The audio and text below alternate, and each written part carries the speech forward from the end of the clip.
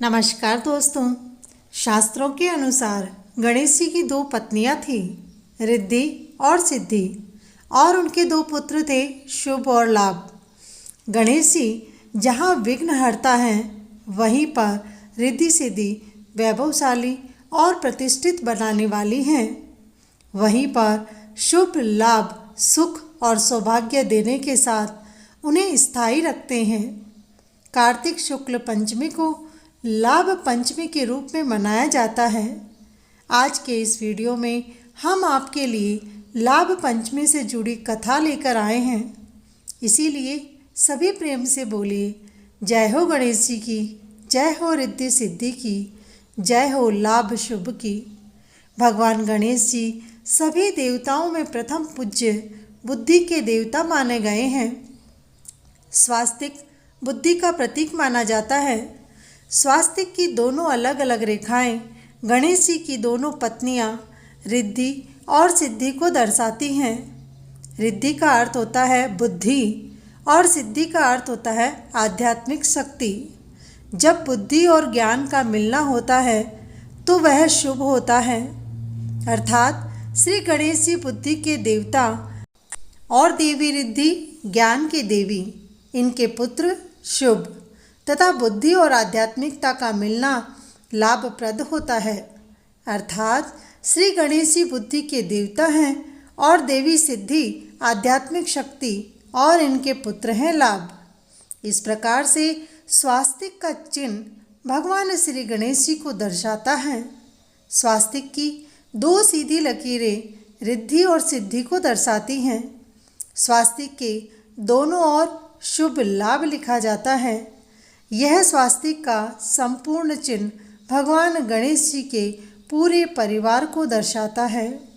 गणेश जी के पूजन में स्वास्तिक का चिन्ह बना करके पूजा की जाती है। इससे भगवान श्री गणेश जी सहित पूरे परिवार का आशीर्वाद भक्तों को प्राप्त हो जाता है। स्वास्तिक को केसर, चंदन और दूर्वा अर्पित की जाती हैं। सभी कार्यों को निर्विघ्न पूरा करने के लिए भगवान गणेश जी से प्रार्थना की जाती है। उसके बाद में कुछ मंत्रों का उच्चारण भी किया जाता है। जैसे शुभ मंत्र के लिए ओम पूर्णाय पूर्णमदाय शुभाय नमः। लाभ के लिए ओम सौभाग्यप्रदाय धन धान्य युक्ताय लाभाय नमः। भगवान गणेश जी की पूजा सभी कार्यों में सबसे पहले होती है। विवाह जैसे शुभ कार्यों में तो सभी देवताओं के बीच में पहले गणेश जी की पूजा की जाती है। बात जब गणेश जी के विवाह की आती है तो भगवान गणेश जी का विवाह एक अजीब संयोग में हुआ था। पौराणिक कथा के अनुसार भगवान गणेश जी ब्रह्मचारी रहना चाहते थे। देवयोग से ऐसे संयोग बने कि उनका ब्रह्मचारी बनने का संकल्प टूटने के साथ ही दो स्त्रियों के साथ उनका विवाह हुआ, रिद्धि और सिद्धि के साथ। पौराणिक कथा के अनुसार भगवान श्री गणेश जी तपस्या कर रहे थे। तभी वहाँ से तुलसी मैया गुजर रही थी और गणेश जी को देख करके उन पर मोहित हो गई। तुलसी जी भगवान गणेश जी से विवाह करना चाहती थी, परंतु अपने आप को गणेश जी ब्रह्मचारी बता करके उनके विवाह प्रस्ताव को ठुकरा देते हैं। विवाह प्रस्ताव के ठुकराने के कारण तुलसी मैया क्रोधित हो जाती है और गणेश जी को श्राप देती है कि उन्होंने एक नारी से विवाह करने का प्रस्ताव ठुकराया है, इसीलिए उनके अब एक नहीं दो पत्नियां होगी। यह सुनकर गणेश जी ने भी श्राप दिया कि आपका विवाह एक असुर के साथ होगा। इसीलिए भगवान गणेश जी को तुलसी दल नहीं चढ़ाया जाता है। दूसरी कथा के अनुसार भगवान गणेश जी इसीलिए ब्रह्मचारी रहना चाहते थे कि वह अपनी काया से क्रुद्ध थे, क्योंकि उनका मुख हाथी का था और बाहर पेट निकला हुआ था। इसीलिए गणेश जी जहाँ भी विवाह होता वहाँ विघ्न डाल दिया करते थे। उनके इस काम से मूषक वाहन भी साथ दिया करते थे। उनकी इस बात से सभी देवता परेशान हो गए थे। वे अपनी परेशानी लेकर के भगवान ब्रह्मा जी के पास गए। ब्रह्मा जी के योग से सिद्धि और रिद्धि दो कन्याएं प्रकट हुई। दोनों ब्रह्मा जी की मानस पुत्रियां थीं।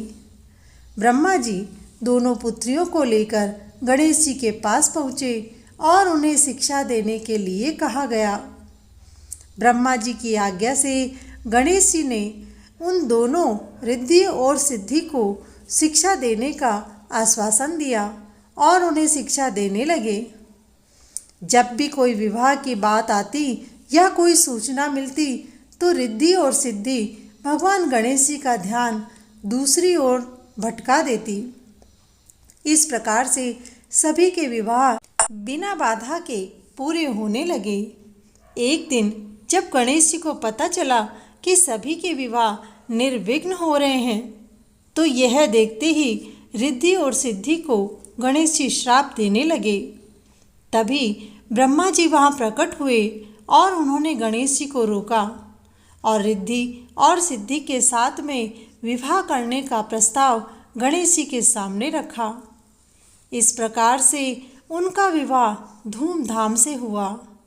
उनके बाद उनके दो पुत्र हुए जिनका नाम शुभ और लाभ था। तो बोले गणेश जी भगवान की जय, रिद्धि सिद्धि की जय, शुभ और लाभ की जय। दोस्तों, कहानी पसंद आई हो तो कमेंट बॉक्स में शुभ लाभ गणेश जी और रिद्धि सिद्धि की जय जरूर लिखें।